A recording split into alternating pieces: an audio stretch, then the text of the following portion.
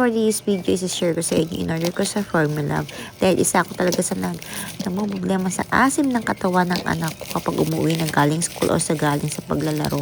In order ko to sa formula dahil ito yung nakatulong talaga sa katawan ng pag-asim ng katawan ng anak ko. Ito yung niacinamide tawa soap, yung body mist sa spray nila, at ito naman ay ang Keteki.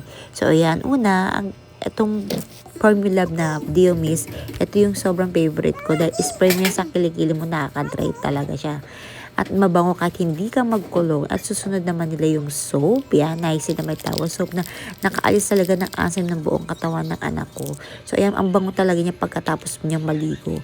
At ito namang bagong in order ko is niacinamide tawa cream na pinapahid siya sa kilikili. Nakaka-dry din naman siya at hindi ko talaga siya ginagamit. Sa anak ko lang talaga siya ginagamit.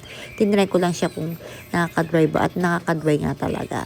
So ayan, at ang bago para sa akin yung Keteki Feminine Wash na hindi talaga ako mahilig mag-feminine. So itatry ko lang siya dahil na-curious ako sa amoy.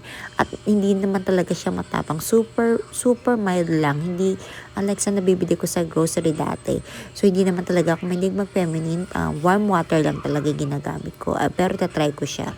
So ayan, lahat yung mga in-order ko sa Formula.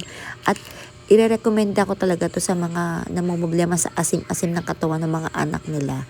So yan, very recommended ko yung Formula na products na gamit ng anak ko.